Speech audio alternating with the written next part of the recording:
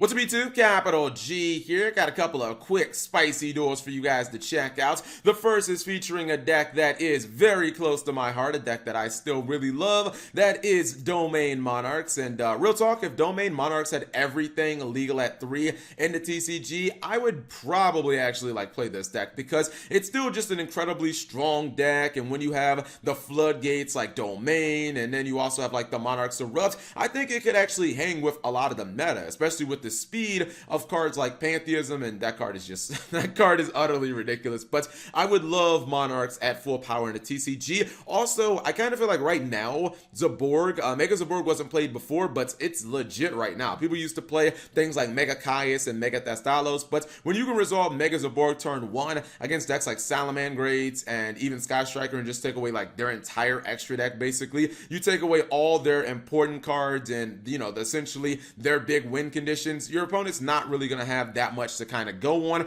And I think that is you're going to see a little bit of it in this duel. If he gets the Mega Zaborg on board, he's not going to be able to ever go for Electromite. Look what he does with his opponent's extra deck. So you rip away over half your opponent's extra. This means that, no Borolo Dragon, no Electromite for the entire duel.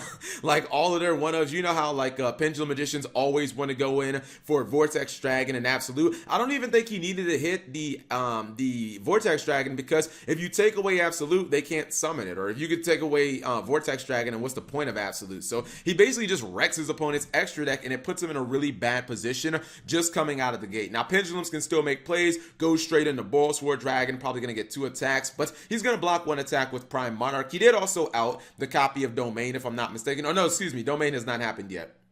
Domain will be happening shorter or later in the duel. There we go. He's going to use Edia again using Pantheism. So you can recycle your Pantheisms, but it was obviously much better when Pantheism was at 3, because you could just activate it over and over and over again. Draw cards, search cards. He has Pantheism right here. If his opponent doesn't out Pantheism now, I'm probably going to say that he's going to die here, but he is able to get the Purple Poison on board. Purple Poison is a little bit of a problem. Maybe if he can just get another copy of Erebus and spin it back to the deck, basically the game's over, or start attacking the Pendulum Scales, that will work too. But he's actually just going to attack into it. I probably would not have attacked into it, because then you lose your Domain. I guess your opponent could go and just attack into your Erebus and they could get it off the field that way, but at least they waste their battle phase, you know what I mean? I feel like that would have probably been a better play. Anyways, Pendulum Summon of 1. He's going to attack over Prime Monarch, but you can just kind of feel it the Pendulum player never feels like he's in control or even kind of in this duel, as he's able to get 2 more monsters, Eidos and the Edio on board, go for that copy of Aether. You're constantly recycling the copy of Pantheism. He never even activates Pantheism. He's just basically adding it to his hand and then discarding it for Erebus turn after turn after turn. I believe this is going to be the biggest Pendulum summon he has outside of that first turn. It's legitimate, but he is going to flip over the Monarchs Erupt, shutting effects down. He's going to go ahead and use Effect Failure just to make sure, and you can feel his opponent, he doesn't really have any plays here. Spin back the copy of Wee Witch's Apprentice, and the game is just over. He attacked with the gate because he's I can't do anything about that cap. And I don't know, man. I know a lot of people really hate Monarchs, but I still think they are a super fun and fair, they're kind of fair because you can't run an extra deck. No one runs an extra deck when they're playing Monarchs.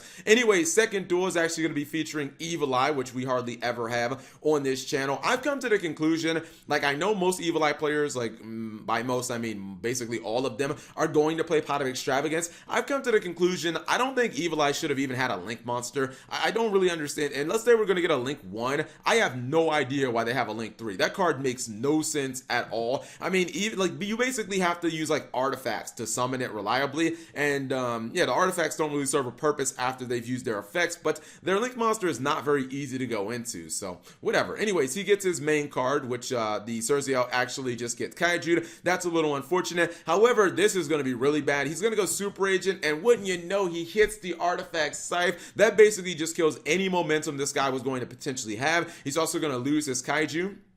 thanks to the copy of the Artifact Morale Tech, and I kind of feel like he can just start attacking now. I mean, maybe he can pop off in his next turn, but if you give Evil Eye a little bit of room, they can obviously do some things, because the thing is, if you get Sergio early on field, and you get him equipped with the copy of the Cursed Evil Eye, then you can basically just the Evil Eye of Serene, you can just start popping your opponent's special summon monsters, and this type of deck, obviously, whether he's playing Spirals or Dark Warrior, or whatever the hell this Dark Warrior build is, it needs the special summon monsters. So he does actually go into the Link monster, the Zerasil. It's a fine card. It actually has pretty much the same effect as Sergio, where it gets to destroy one of your opponent's cards each turn. He's going to try to attack with the Kaiju. He's just going to blow it up. Basically, the game's over from there. But I still feel like this deck is it's kind of underwhelming. Ghost Ogre on the ISO basically just like kills any hope of coming back. I feel like there was no point of having a Link monster. Like this deck really, to me, was screaming, give us a Link 1. This way you could just kind of play it as Sergio control, and it'd be very similar to like what Magical Musketeers have. So I don't know, maybe Konami will give it a Link 1 in the future, but at least we got them to get a nice little victory in this duel. Anyways, hopefully you guys enjoyed those duels. If you did, give the video a thumbs up. Thank you guys for watching. As always, subscribe if you have not already, and turn on that notification bell for daily videos.